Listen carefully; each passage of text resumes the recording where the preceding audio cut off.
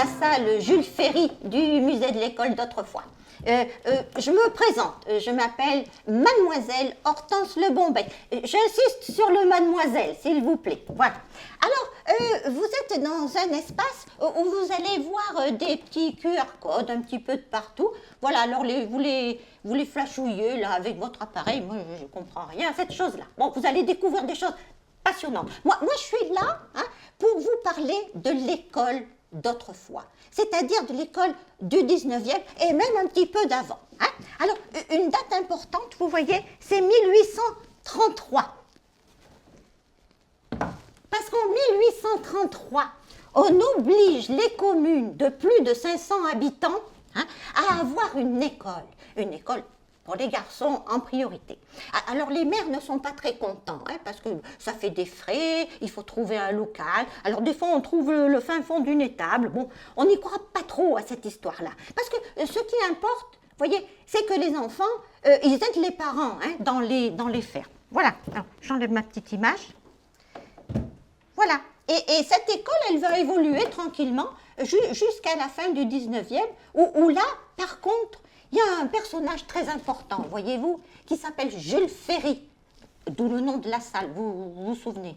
Alors, Jules Ferry, qu'est-ce qu'il fait? Eh bien, il impose une école gratuite, obligatoire et laïque. Très bien. Alors, obligatoire, pourquoi? Mais parce que je viens de vous le dire, écoutez. Alors, obligatoire parce que les enfants n'allaient pas forcément dans ces écoles. Ils restaient à la ferme pour travailler, rapporter un petit peu plus d'argent quand ils allaient travailler à la ville. Bon, alors obligatoire pour tout le monde, les garçons, bien entendu. Les filles, c'est venu après. Alors, obligatoire. Gratuite. Mais oui, jusqu'alors, il n'y avait que les gens aisés qui pouvaient se permettre d'envoyer les enfants à l'école. Et ensuite, je vous l'ai dit, laïque. Alors pourquoi laïque? Parce que jusqu'alors, c'était les curés, les bonnes sœurs qui donnaient une certaine forme d'enseignement à travers l'enseignement de la Bible. Alors, cette laïcité, voyez-vous, elle s'est faite en plusieurs étapes. D'abord, les personnels qu'on a formés dans les écoles normales. Les écoles normales.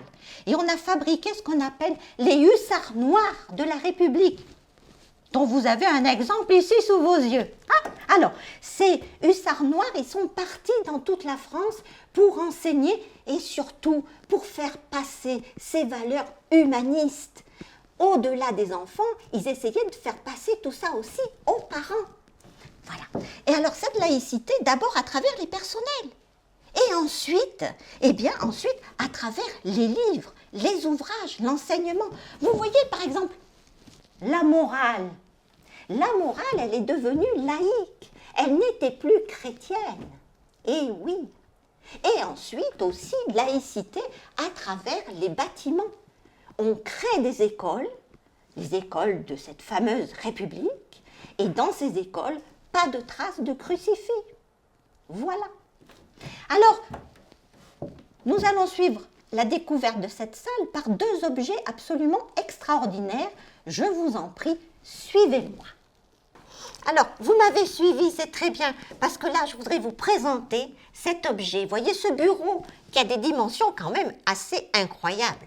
Alors, ce bureau, comment ça fonctionnait? Eh bien, on était assis les uns en face des autres, vous voyez, avec des élèves qui avaient à peu près le même âge.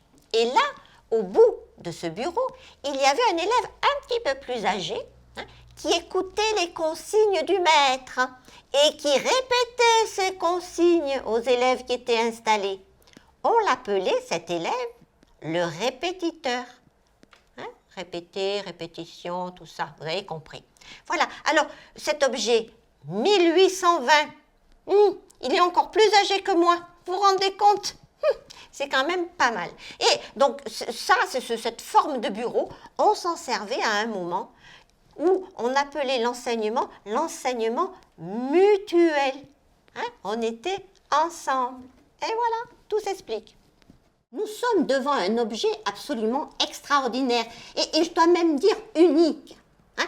C'est le seul qui existe en France, dans le monde entier. Vous m'entendez bien? C'est unique. Alors, qu'est-ce que c'est que cet objet? Eh bien, c'est une machine à apprendre à lire. Oui, messieurs, dames. Alors, elle a été inventée, vous voyez, par ce monsieur, Paul Catani, qui était un enseignant dans un petit village, là, qui s'appelle Le Thor. Et alors, ce monsieur, il disait, mais comment je pourrais aider les élèves à mieux apprendre à lire plus facilement? Vous savez, c'était une période un peu où il y avait des mouvements pédagogiques, là, qui se créaient, qui se développaient. On parle beaucoup de Madame Montessori, plus que de moi, mais bon, et de Monsieur Freinet, tout ça. Mais voilà, alors, cette machine, elle était là pour aider les élèves. Alors, comment ça fonctionnait? Je vais vous montrer. Hein? Alors, vous voyez, il y a des manettes, et devant, à côté de ces manettes, là, il y a des lettres. Alors, c'est pas dans l'ordre alphabétique, vous remarquerez.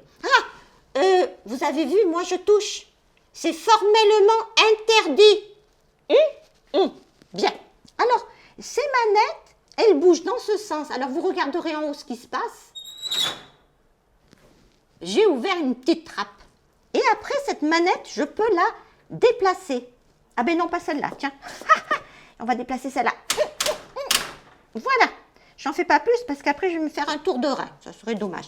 Et là, il y a des lettres qui apparaissent dans les petites fenêtres.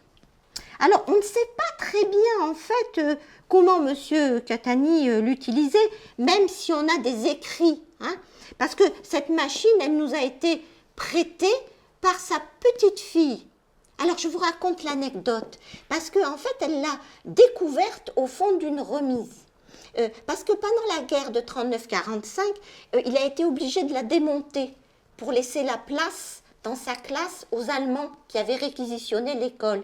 Et donc, il a mis ça au fond d'une grange et sa petite fille l'a retrouvée et elle nous l'a donnée.